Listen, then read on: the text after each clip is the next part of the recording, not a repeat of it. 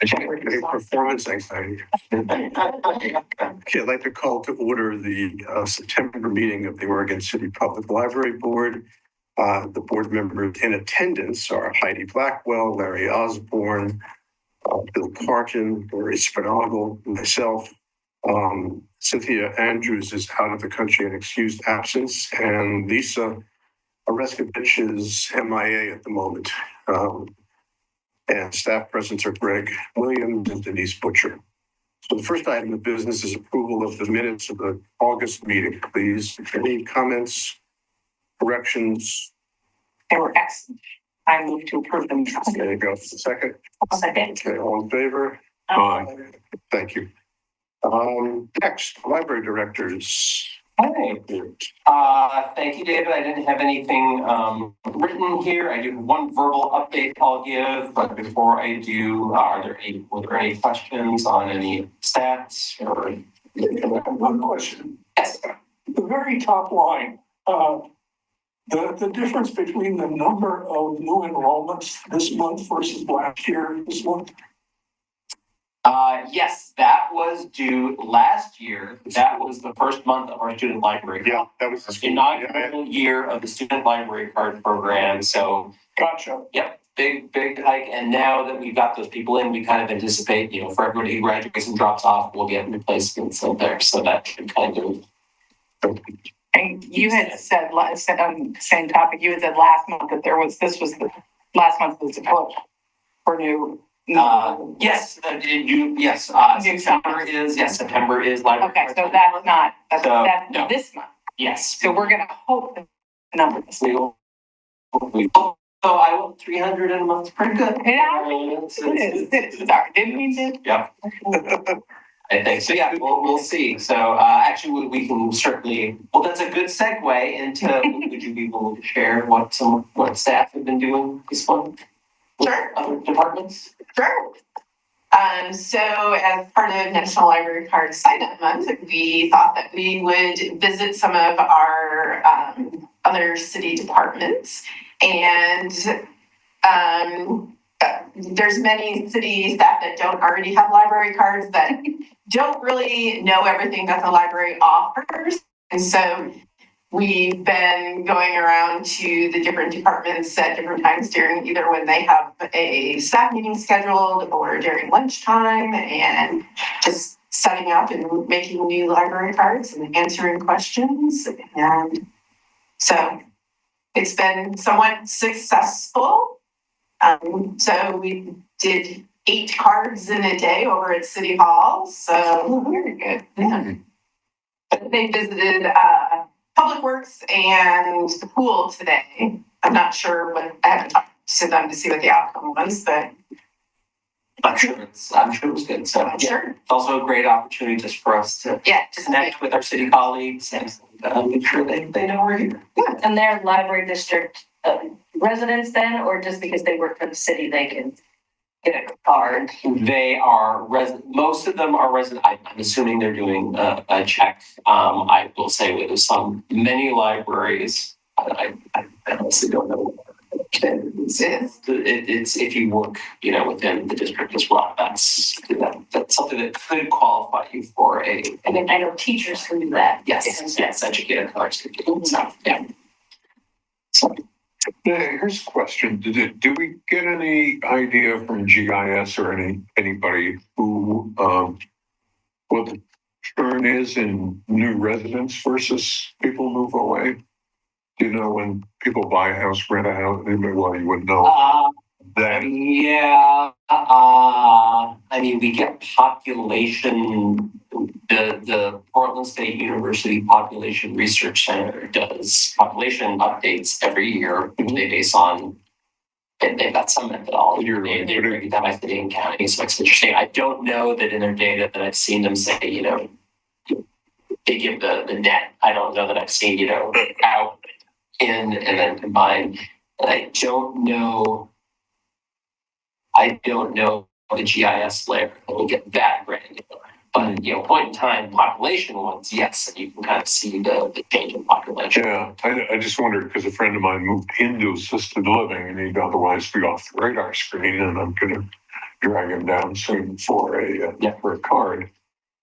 I can certainly ask our GIS folks here what kind of visibility they get into, that, how granular their visibility into population, demographic shifts, the population shifts. Yeah, because if you knew, right, you got 300 new cards, let's say, but there's, 5,000 new residents and 4,000 leave. Yeah. Right, there's some market penetration to be had. Yep. Maybe. Any other questions on stats or anything else that's been going on? Yeah. Going on. So the one thing I want to verbally share, and I will probably in the next month or so, I'll have some more information on this, but I just wanted to let everybody know, just so it's not right. Historically, one of the initiatives that we have been trying to do as a county cooperative is to eliminate overdue payments, as Washington County and Fort Vancouver and Multnomah County have done. And historically, the approach that has been taken was until we are all ready to do it as a cooperative, we're not going to do it. I will say that has changed. In recent months, so there is one library who has gone fine-free to Milwaukee. So they are no longer, our internal computer system has been configured to deal with that. I don't have official announcements from other libraries, but I will just tell you that I anticipate there will be others following in suit in the next couple of months. And so at some point, we can certainly have a discussion on how Oregon City wants to approach that. But I didn't want you to be surprised if the paper one day and see. I won't say the names of the library because they haven't announced it officially yet, but you'll probably see some other libraries sometime before the end of the year announce it. And as you know, we are effectively one of those libraries, but we just are not going to announce it. We work with everybody who comes through our door Thank you. to make sure that fines and balances are not a barrier to them using their library. Right. And as we remember from the budget process, we also zeroed out on our budget, we zeroed out that fine revenue line. So there is no operational service tied to that as a revenue source. But doing something like that would probably be something that we would go through the city commission just to make sure they were on board. And given the tenor of some of the budget conversations, that's the part that just makes me a little like, Yeah. So, but anyway, just want to let everybody know that was what's going on. So, any questions about that? No. In general, fine free is a good thing, in my opinion. It's great not to charge. I certainly do wish that we had all been able to get there together as a cooperative, because that is one of the things that we value very much about being in a cooperative is consistent service throughout this county. But that's not going to be the case in this situation. Shall we talk about library board meeting dates? Sure. And I've asked if we could shift the October meeting 1 week later, because I'm going to be out of the country for 2 weeks in October.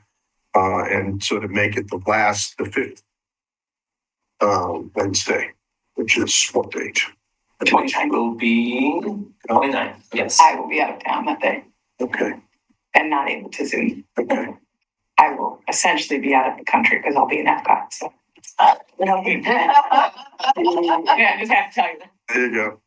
Okay. Anybody else have problems with that date? 29th? No. Okay, well, we'll do that. And all right, great. Thank you. Okay, good. Okay, all right. And then the November meeting turns out to be the day before Thanksgiving. And so we thought we would cancel that meeting completely and not have a November meeting at all. There's really not a lot going on really for that. And now we've got to deal with December. So Well, I presume that nobody wants to meet the day before Thanksgiving. that's Christmas for me. This as well, yeah. So what should we do about December? Well, so that's a great segue. If you're ready, that's a Yeah. great segue into our next agenda item, which is library board. So before we talk about the, Right. the Do we need to date, make an official motion to move the meeting dates? I don't think so. Okay. no, that is Just make sure the that. chair. The chair gets to. I believe that is one of the powers. Hours and Sure. Powers of the library. I will say the enumerated powers of the library board to set the schedule on which. Finally, some meat. Since you are the, do I need to send you an email telling you I need to be excused from the? No, thank you. You've acknowledged that. We've got to make sure we let, however, that we let, yeah. Yeah, I'll send Please something out. send Cynthia. Yeah, I'll send something out. Please, I'll thank you. send something out this week, make sure that they know. All right, so for December, that ties into the library board vacancies, so. This is just discussion, just make sure everybody's on the same page, so, we have these coming up. So two people's terms expire at the end of the year, Oz, and we'll, we're Oz eligible. I don't know if we could bring him back kicking and screaming, for a third term, but we don't have to put him in that awkward position because you're not eligible. Yes, you are. They're such a good. So Oz's position will be open. Lori was appointed to finish out a term, so that appointment ends at the end of this year. Since it's not a full term, Lori, you're eligible to serve 2 more full terms for the city code. So there will be 2 vacancies, those 2 positions. Oz's position is a city position, and the one that Lori currently occupies is an at-large position, which can be filled by either a city or an appropriated resident. We will get applications, and you will interview all of the applicants and make the recommendations to the mayor. The mayor makes the final appointing decision on that, but She usually tunes into those interviews. Right. Also. yes, and she may come. Yeah. She certainly. So 2 questions on that since I'm Yes. in the mix. Do I not participate in the interviews? There is nothing that is written in it. I think that the practice has been in the past that people have voluntarily excused themselves from participating. If there's more than one candidate, you may be the only Okay. candidate. So that's And I don't remember, I am not city. We figured that out. Well, what your current position that you Right, I know, I'm at large, but I'm at where I dwell within You are a Oregon. city resident. Okay, so I fit, because I noted in the Yes, information, you said that I don't need to specify which position I am. yes, that is, and I verified with the city recorder, that is something as a library board, that if you've got 2 positions, You've got 2 good candidates and. yes, so you may recommend any eligible candidate for whichever position you feel they would be best I suited. don't have to specific. Yes, last time around, we did have to do it very separately because there was one that was unincorporated only and one that was city only. And so we had to make sure that only eligible applicants were competing for it. But in this case, it's one is an at-large. Anybody who applies could potentially qualify for that. Well, could I suggest that, because so we really need to have a December meeting. Yes. And so yeah. what I suggest is we have it on the 3rd Wednesday then, the week before. Actually, Or the second, because the second Wednesday, so we went through the calendar. Right. And in order to ensure that there's enough time for us to meet, for us to get it to the city recorder, for him to get it on the city commission's agenda by the end of the year. So what does that do? December 10th. Okay, that is way better than the next week, so that's good. So yeah. That's your busy season, isn't it? Yeah, well, we have a for Christmas. Yeah. So it's good. Okay, great. All right, so that. So that works for everybody here. Yes. All right, great. Thank you.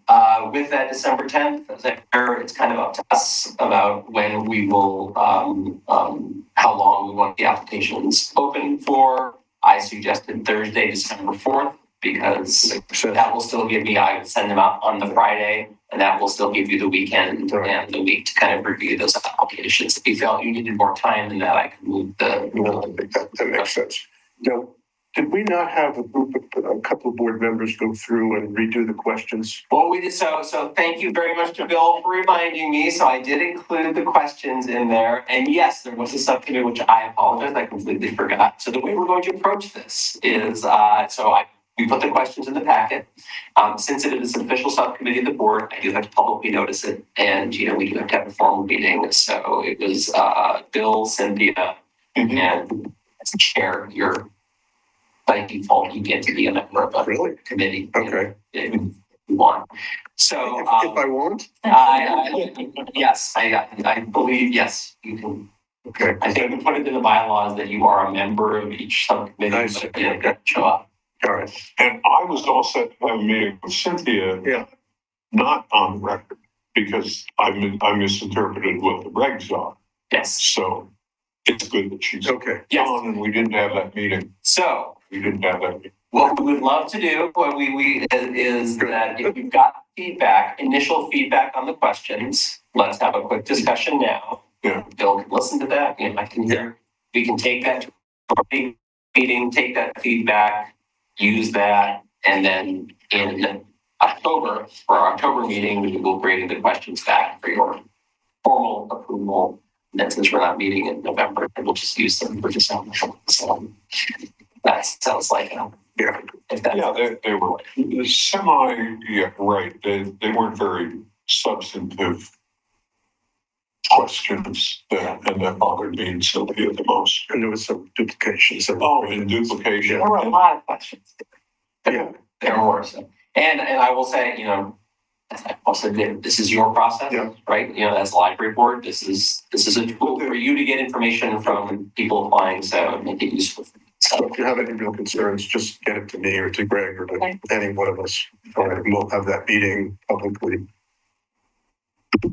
Since we know when Cynthia is available. Yeah. But did anybody have any feedback off the top? The one thing I remember is that there was discussion about not having questions. Are you able to meet and are you willing to? Or if those could be part of like the just initial application, so that applicants would be like right up front and know that that's an expectation. Yes. I think it was when I applied last time. I think it's not bad to confirm it at the meeting, just because. Yeah, But we can confirm it outside of the interview. to verify. I don't know. Yeah. Or I can do that, I felt like when you asked me that question, since I had to answer it, that it was just that verbal confirmation that, you know what you're signing up for, you've checked your schedule. And I felt like, okay, I didn't find that as, I thought the unincorporated question is number 7 is just really a hard question for people who, yeah. And I know you're looking for, like, any idea is a good idea, but. Yeah. But I just thought that that was just rough. I think that's your biggest challenge, our biggest challenge. So, I mean, it's not a bad question to ask, but it's a really hard question to answer, is it? Does kind of separate the people who have gone onto the website and read the bylaws and everything from those who haven't. Does that? And just as a clarifying question, just brainstorming, is it more the fact that makes this, like, if the question had more simply been, what ideas do you have about providing service to people who live far away from the building? And not differentiating between sitting. Yeah, I think that might have been a little bit clearer, but I think it's, that question of, the two good questions are, how do we get more people to use the library, right? And how do we reach out to people who are further away, right? So, yeah. I mean, there's just lots of barriers, though. It's not just distance, right? So if we're really, wanting problem solving or a probing question, it's what, do you think are some barriers to access to the library? And then what are some ideas that you have That's a good way to refer to address them? So that just opens it up to not just distance, language, time that the library's open, any number of things that hopefully there's some awareness. It's a good thought. I think that's a very good. Because we might not be thinking of the barriers that somebody else Okay, yep, okay. Any other thoughts on any of the other questions or thing, even if it's not a question, like, is there, especially for those of you who've been through this a couple of times, are there things that you specifically have left, I wish we'd asked about this, or, I really wanted to know, about this and it never came up. Well, in general, the best ones are open-ended. Write or speak a mini essay about something. And something we have to meet to distinguish candidates between, right? And that would help the mayor too, the mayor and us. But yeah, just anything besides yes, no, platitudes or obvious answers. Something that shows some insight at least. Yeah, at least some familiarity with, well, why do you want to serve this way? There's really no question on here about what their perception of challenges facing libraries. And so again, Which opens the budgeting can of worms. it just opens the, Yes. and so I think we really need to have a sort of open-ended question, are you aware of challenges that are facing libraries in America and our library in particular? Yeah. I think that I was going to ask, like, I would respect your process and Legion, but like I think about a lot. We look like sheep. Let's just say I'm not concerned about that feedback from anybody on the board. Let's just say there was a former elected official who no longer is in the city, but gave that. I felt sometimes that, yeah, I try to respect that. One of the challenges that face, material challenges, intellectual freedom. I don't know if that's something that I know that some library boards, when they do their application, they do ask specific questions about it. What materials do you think should be available in a public library? How do you see balancing, availability of materials with, concerns about, kids? I don't know if you want to get that granular or if you want to keep it more just what some challenges you see are, but I'm also conscious that, the environment out there is a little different than it has been. It is. In the past. I think the broader, I agree. Because you should be able to get to that with the role of the library board, like somebody knows what the role is, that is budget and that is policy, it's not deciding what's on, the shelves to that extent, or, who's staffing one day or another, like that's not us. So, when you talk about the role of the library board, we want somebody that talks about budgeting and policy, that's. Yeah, if you're comfortable, we can get to that through that question. Again, you can always ask clarifying questions or follow up. So, okay. All right, anything else? Other feedback or thoughts? No? Okay. Anything else you want to ask before we later this month dig into it? Not at all. Okay. Except for the process thing. One thing I believe our process was we couldn't deviate from the script. We couldn't ask follow-up questions. We could ask targeted to each candidate's answers. Yeah. The approach that I always use is, if it's something they've mentioned on their application, fair game, right? If it's something they bring up in the course of the interview, certainly you can expand on that. What I would steer away from is total left field question. What's your favorite Ask sport one team? candidate, don't ask anybody else. Right, or questions about, we see you have 3 kids. Yes. Is that going to be a barrier to, totally, Yes. we're totally illegal. Yes. Yeah. Yes. That's going to take it to a lawsuit. Oh, my wife got that one. First out of college. You're gonna get pregnant? So, yeah, sure. Come on. You don't spend any. So yeah, so to me, if they mention it during the interview, you know, perfectly fair. Fair game. Yeah, I can say fair game. It's not like you're trying to get them, but yes, you know, it's appropriate to ask follow-up questions. Well, and that's kind of discussion we should have as part of our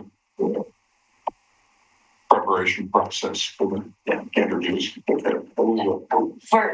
For outreach or for, no, advertising this opportunity, it's just generally through obviously the city website. Is there something like that social media wise that goes out from the library? Just trying to think how to maybe attract some different candidates. Or even a sign down at the checkout counter, you know, at the counter just saying. It's easy No more enough to. time. I don't want to spend more, Right. staff time, No, but thinking of what's already going on and how. Yes. It oddly showed up on my Facebook feed. Like the library near you is looking for people. I was like, huh, maybe where I live. It was odd that I looked and you were. But it was really weird Huh. how I found you. Yeah, we can certainly schedule a couple of posts on, I think what we'd probably do, we might, typically some of that, we would just share the city's post where they're recruiting for all the boards that they have open, so we can certainly share that a couple times, but yeah, we can put, I think that's a really great idea, have a poster out there, just apply for city, advisory. That's where it was. It was the city. It wasn't you. Yeah. And there's another vector through neighborhood associations too. I'm starting to get involved in that. And through CIC, Citizens Involvement Committee. Yes. And I would have to assume that Hannah is the liaison there, has let the CIC members know that the city is recruiting for.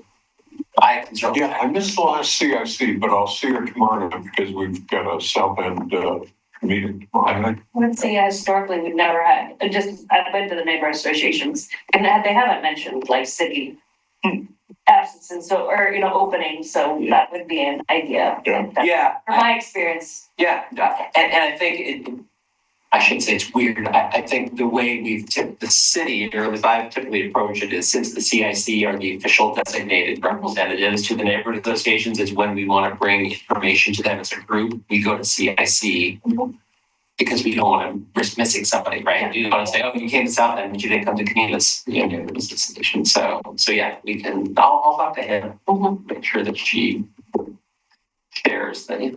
Apparently we have one applicant so far. Not you yet. So it looks like a reasonable applicant. So okay, anything else? Okay. Any other questions on the process? Do you know how they found us already? I don't know How? how They found us? the other candidate. Oh, no, That's like I Johnny on the spot, right? There you go. Yeah.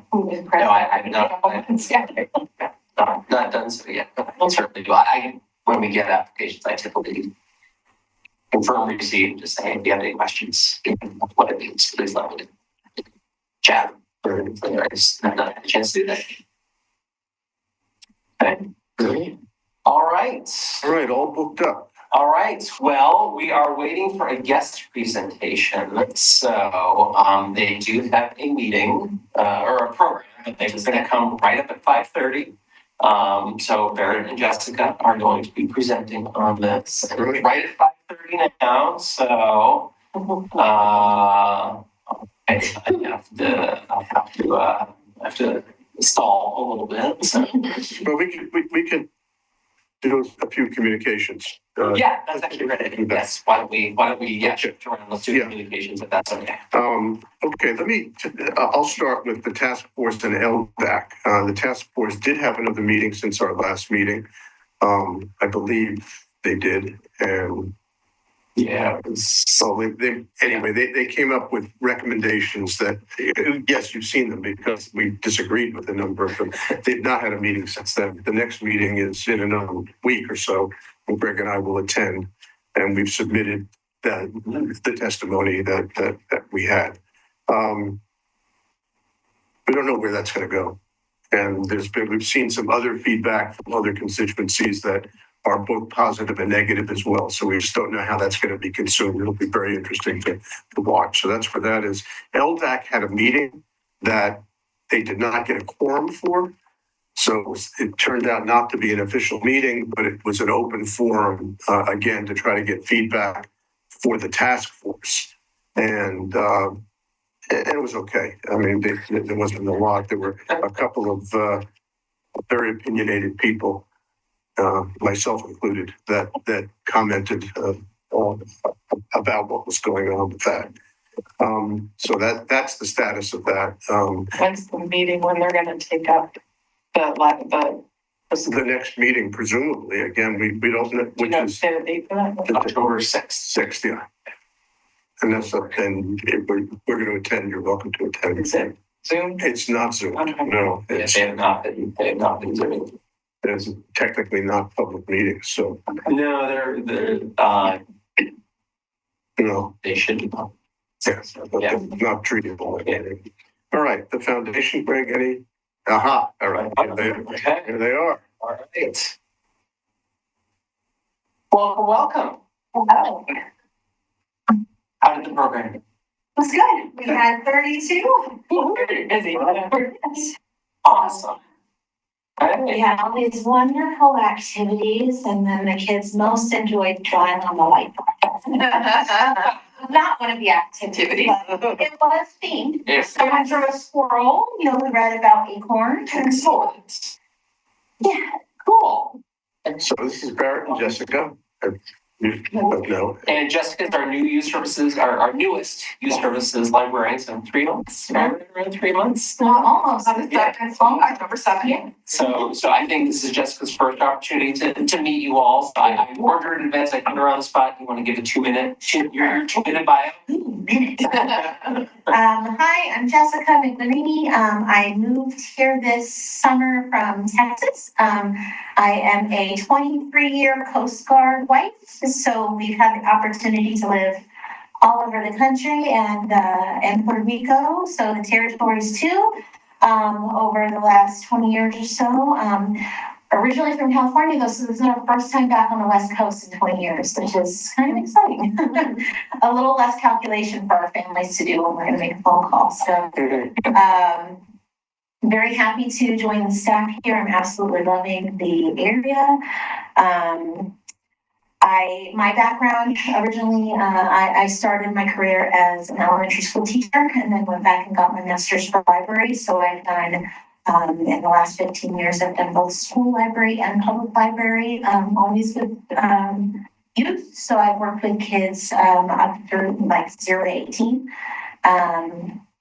I'm really passionate about, school and library partnerships, being support for educators, just promoting literacy and helping kids to become lifelong readers through joy. The joy of reading, sometimes that gets a little beaten up at the age. And so it's, the more we can connect those fun experiences with literacy on our little, I think helps them to hopefully enjoy it all their lives. And community is really important. I think that's perfect in this area. And I think that's something that's really strong in Vacancies. So I'm excited to be a part of it. All right. And now, so Barrett and Jessica are going to just give a quick update on a new partnership with the school district. And I'm sure I also add some information from the school district perspective, but We haven't talked about it. oh, okay. Yeah, it's part of the Here For It. I don't know if Caitlin's talked to you guys about Here For It yet. Oh, the attendance. Yes. Yes. Yeah, so it's a new district program that they're attendance promotion program that they're rolling out this year called Here For It, which is to encourage family engagement and attendance and lead that to student success. So it's showing up, making connections with teachers and mentors at school, which I know is one of the school board strategic plan initiatives, and then connecting, showing up at school today for being able to do the things you want to do in the future with career and your adult life. So kind of tying all of those things together. And Caitlin Bergstrom, who's the district's communication person, reached out to us over the summer, in August and was like, hey, we're doing this thing and we'd like to just focus in on 3rd through 5th grade and have some sort of reading literacy book activity. And initially they were thinking of kind of like, one book, every month there would be like a shared book that everybody would be reading. And, that quickly got into questions of, oh, how are we going to have enough copies for all of our 3rd, 4th, and 5th graders to be reading all of these books throughout the year? So instead, we suggested they had monthly themes that they were working with already. And so we suggested, well, why don't we put together book lists? Families can read any book that they want from the theme. And then we'll do a little bit of a prize promotion, encourage them to share what they're reading with us. And we, we'll offer a giveaway book and some leftover Mike's Drive-In tickets for summer reading. But yeah, Jessica did the naming and the branding and all that. It's like a theme. So we're calling it All Booked Up. So that idea of like connecting books to the calendar. So for that attendance thing. And so every month we roll out a new book list, and actually everything is on the book list page. I think y'all have it pulled up here. So it kind of explains very briefly what that district program is. And then when you click on I think Friendship is live for the month of September, which is like the easiest one to find for in the children's area. But we tried to make it really broad. So we got all kinds of different reading, graphic novels, picture books, chapter books, nonfiction. So all kinds of different things kind of across those reading levels. And then those are some that we're highlighting, but at the top, there's actually even a little link where you can click and it goes right into a catalog search. So that there's, the entire breadth of the catalog there, and links to books in different languages. So trying to hit as many populations as we can.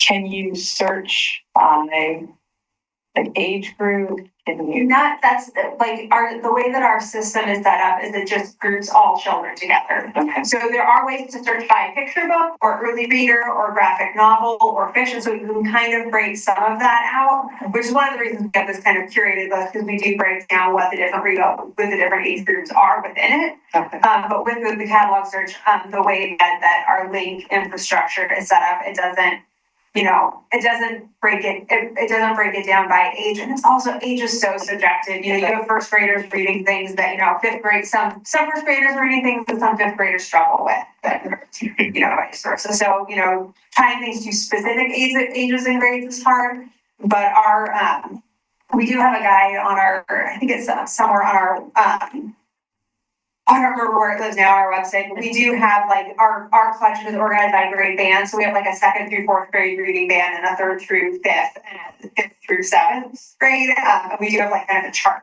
that's in the kids' room, and it used to be on the website. I don't know where it moved when we redid the website last year. But it kind of breaks down what those levels are. So if somebody finds something and isn't sure, either they can use that chart, which we also have in the kids' room, or often in the catalog, it will have like a lexile level or a reading level, and that's a metric that can be a productive and useful tool. Sometimes it can be used really prescriptively, but that's often teachers are assigning that, say kids are reading in this lexile region, so that can be an additional tool to pinpoint whether the reading level is going to be very fit for individual kid. And we always try to encourage folks to open up the book and give it a try. So it's probably the best way to see if it one is the right level for them, but also something that they're going to be interested in. Yeah, and then we also link to our personalized book recommendation form. So the family is looking at that list, or they click through the catalog and they're like, oh, this is overwhelming. None of this is quite right, and I don't know where to start.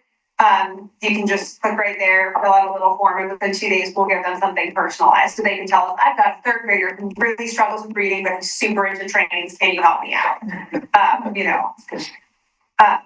And so that way we can, if browsing on their own, if nothing on the list looks good, if browsing on their own is overwhelming or they're not finding what they're looking for, they can always, it's all linked right there. They can just reach out and we'll personalize for them. So a fresh list for each month's theme will roll out at the beginning of the month. There's also a link on that, all on that same book list page where if a family reads a book having to do with the monthly theme, whether it's one of the ones we suggested or not, they can just do a really quick, maybe 2 or 3 little questions, like what's your name? How can we contact you? What book did you read? And then they're entered into a drawing for a local prize. Yes. This is being coordinated as well with the libraries and the schools, because the schools, they'll have books as well. Yes, so we've been working with Doug's school, the district librarian, and he's been sharing our lists with all of the building library staff, and if there's books we have on the lists that he's been trying to purchase. He's been asking librarians at the schools to review these lists, and if they see something that they don't have in their school libraries that they think would be a good fit, he'll purchase copies for them, so they're using it to build. And they may display, we have a display downstairs, that will update every month for the theme. And they may be doing that in the school libraries as well, just to kind of highlight those for their I didn't students. see Broken Monkey, I'm sorry. I did notice when you clicked on the link, Greg, that we were talking about age, and I think really wisely said early readers, young readers. It is grouped by age on the recommendation. We did it by author for this one, but it does have it, you'll see, for some of them, there are the picture book or the graphic novel or some of our reading. That was if you want help. Oh, yes, yes, we group everything by age on it. Request a personalized recommendation. Yeah. When you clicked on that. Yes, those are all, yes, we have different age bands, and then you can be much more reader grade, reader age, you can be much more precise, tell us more about your kids' interests. And then if you keep scrolling down, we also break down our collections there, and what the breakdown was. Every particular type of. Yeah.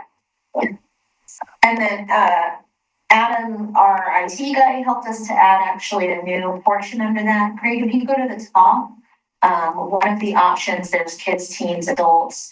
There's also, for educators. So, to really be specific, so just another thing for teachers, if they're looking for a collection of books to use in the classroom, say it's an instructional unit, that they can get really specific on there. Like, I'm looking for 15 books to read aloud with my students about the solar system, so we can help to gather a collection for them and have it ready to pick up.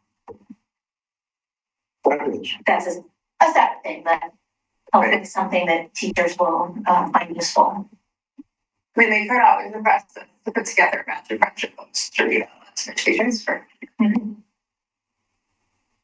I'm still keen to see what you're gonna find for goal setting. That's part. It's ready to go.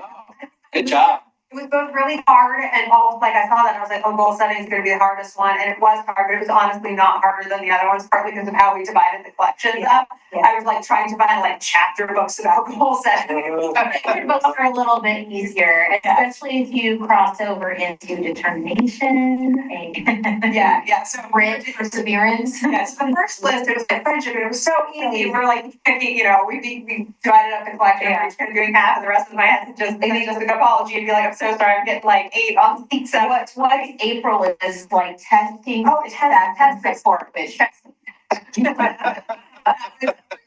was not as hard as the other one. It was a little hard to find really like kid-friendly fiction when we're noticing a change in kids' reading stamina for fiction and for chapter books. And so, it really helps to have for chapter books in particular, helps have like super engaging, really catchy, like instant, easy connections. And we're not a lot for testing success in the chapter book. It was a little bit more of a stretch for some.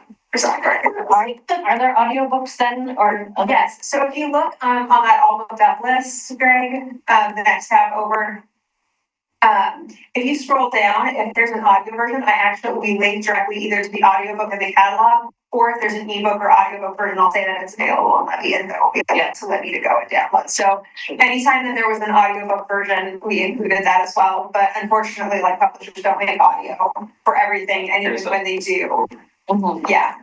And if there's a physical, like a CD audiobook or a playaway, we add a link for those as well. So it's all.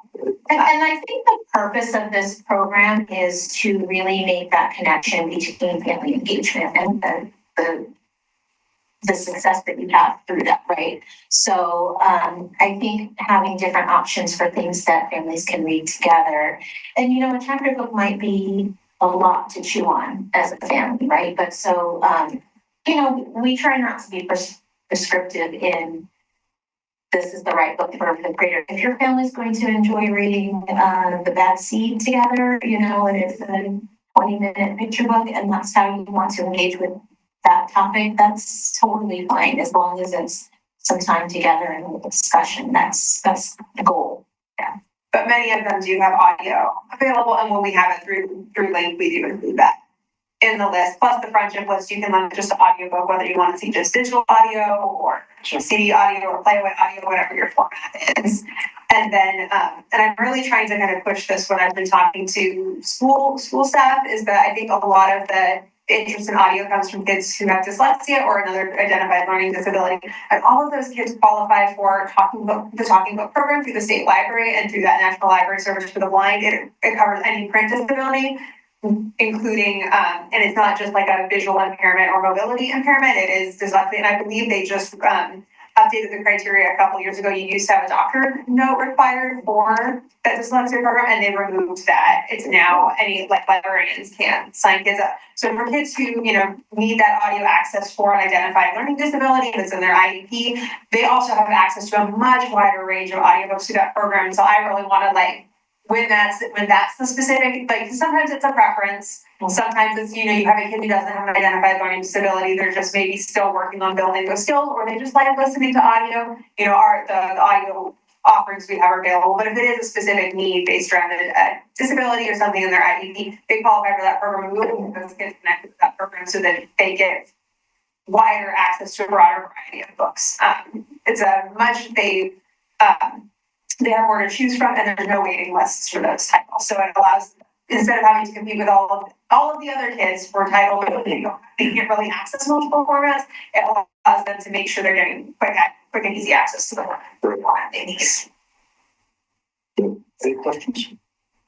And I just be curious, I like collecting data then of how many kids are participating, or however long the mix tokens go. So basically, we're asking them to share with us, and then what they that's that the free ice cream is the incentive to give us data.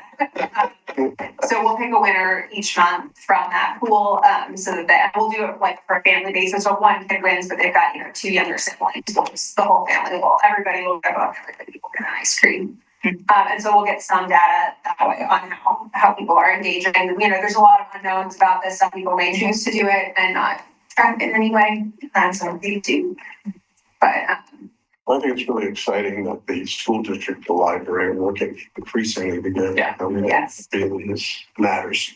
Yeah, we had a very good meeting with the assistant superintendent / director of teaching and learning. And it sounds like, thanks to some changes at the state level, like particularly one of the areas we wanted to collaborate and haven't had a lot of success with is summer school and summer programming with the district, particularly because the funding comes in so late. Like in this year, I think it was April 29th, and it was 6 weeks to put together a whole summer program. And there was not time to do anything but just, you know, tunnel vision, get the thing done. But it looks like there's going to be notification more likely in October, early November this year about funding. So they're going to have like 6 months to plan summer learning at the school district, which gives us time to be involved, to be hopefully, you know, we've talked about being part of that process and doing more alignment with some of those initiatives. So that's really exciting because it's always been a big challenge for us. Because summer reading is the biggest thing we do every year. It's this big gap where the schools are trying to do a lot to kind of help bridge that connection from one year to the next,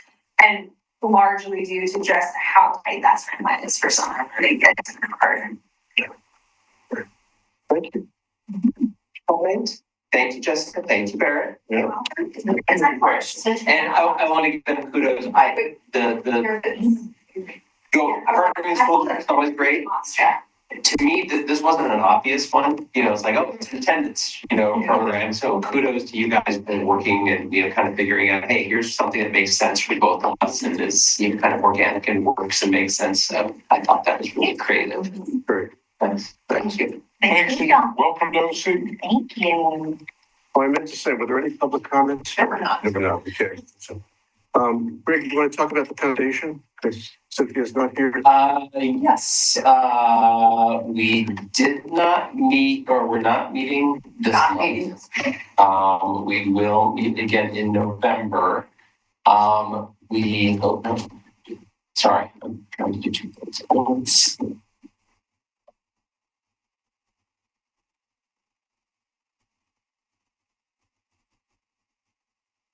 At our last meeting, we've been having some conversations with them about, kind of dialing in some marketing for, fundraising campaign, that is going to include, focusing on the outreach people and book lockers.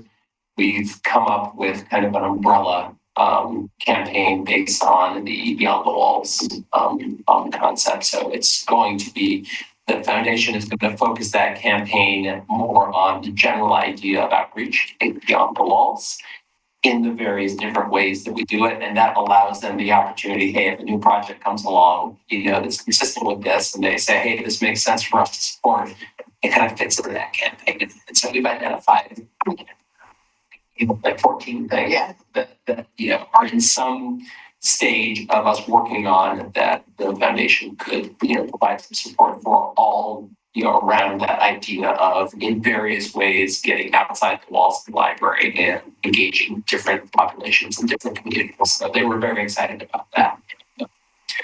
We're supposed to meet sometime this month to kind of hone my very crude graphics and text down to something that looks really nice. But luckily, we've got some very talented graphic design folks in the foundation. So looking forward to that. Good. Okay, friends? Well, it's becoming monotonous, but the Friends announced that they had the best month ever last month. That's so cool. Every month they seem to say that, so that's a very good thing, both for them and for us. Yes. Most of the meeting was taken up with administrative material, largely the revision of their bylaws to bring them up to date, and broadly speaking, security issues. There wasn't a lot of action directly involving the light. In other words, we didn't ask for anything. I think, I can't remember who shared with the library last time around. I can't remember. They now have a little satellite selling display at Watershed. Okay, was last was that okay? I can't remember. Good. August was a blur. But yeah, Great, thank you. Any fan meeting? Yes. It was lovely. And fun. They have our art, through three art visits scheduled for the end of the month, for this month, next month. And the folks who were there on Monday were so excited about the art, and they did some painting, and looked really lovely. So, Jen said they are hoping to she's reached out to some folks on getting an advisory group back together. I guess dissolved during COVID, maybe. And some people moved away, and yes, so she's had some challenges that way. But she said she's reached out to some folks directed to try to get local people more than Portland, and hoping to have that up and running by February. And as some of you remember, that advisory, it was never officially constituted. So when we redid the bylaws, we actually defined, the BAM as the BAM committee as a subcommittee of the library board. And so we've been working to, recruit people on there, and we wanted to make sure that, at least prioritize people who live in the community and use the library. So Jen's been making some good contacts, and so yeah. Great. And I don't know if we have anything about teams with. We had a tech meeting. Let me go grab Sabrina.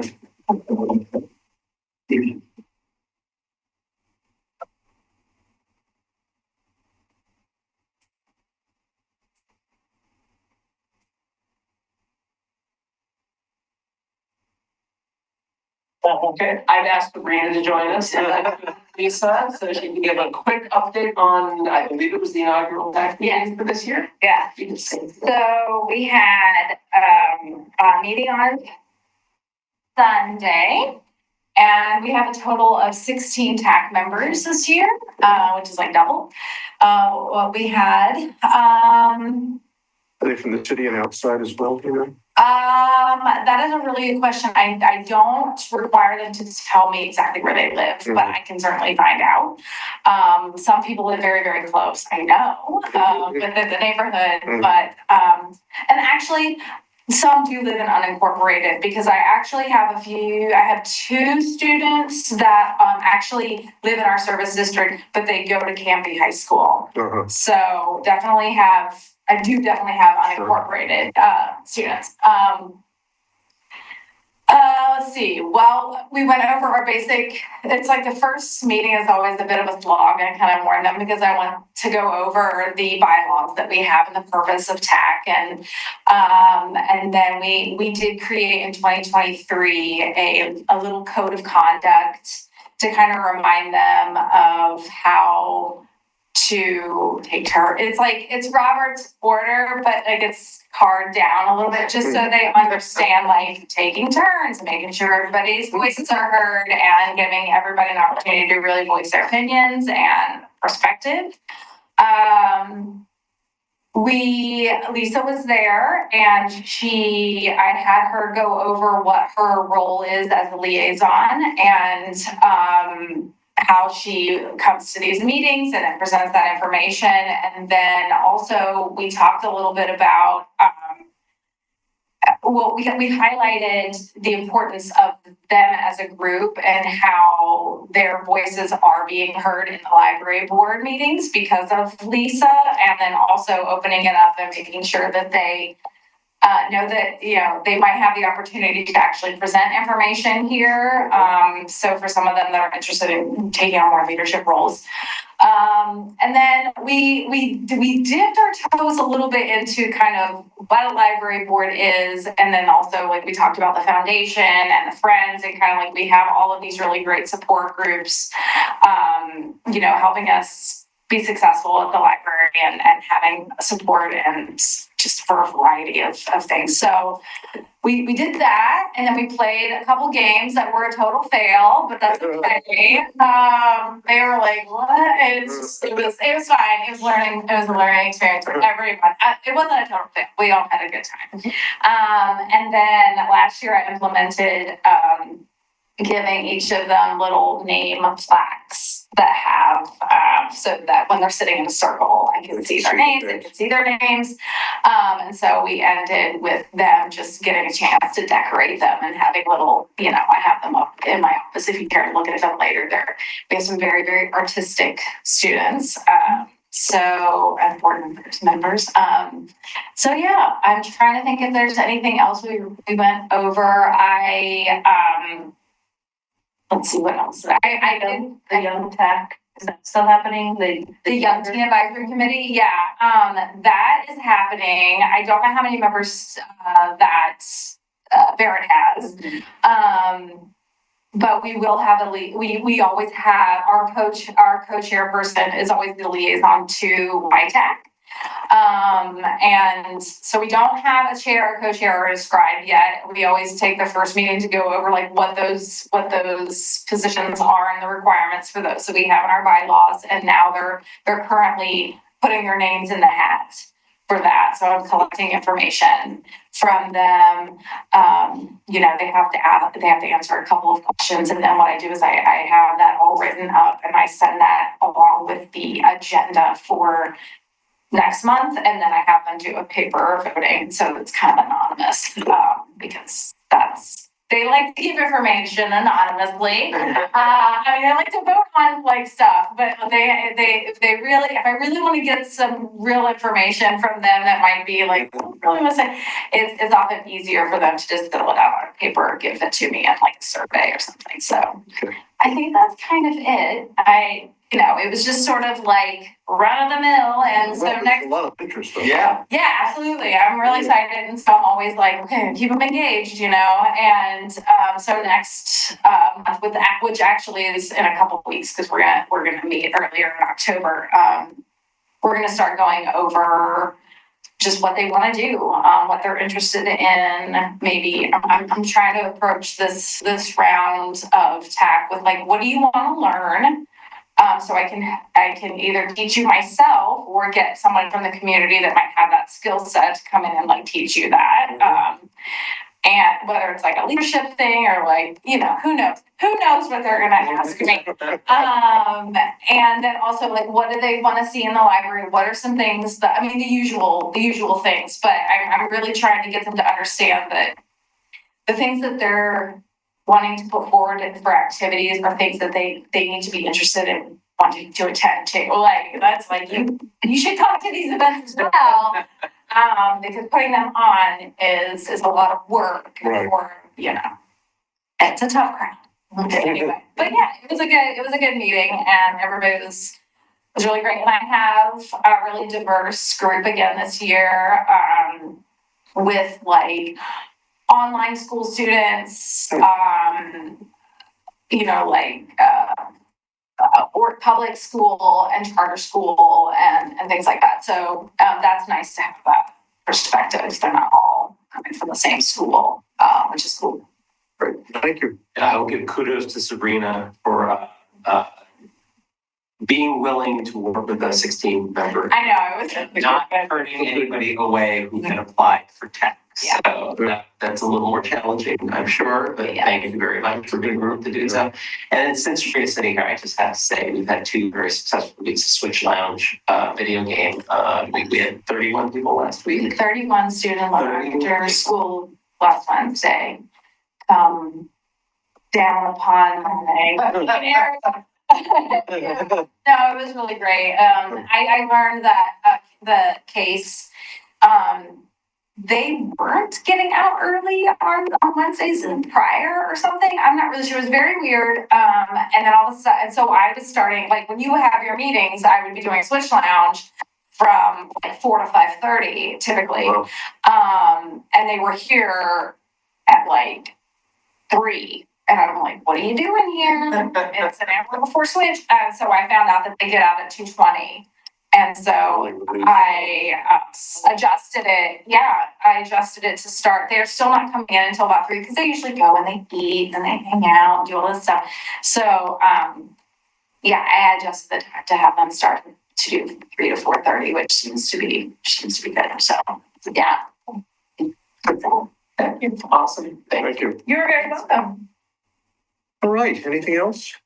Volunteer appreciation, right? It's October 4th. Yes, October 4th. So,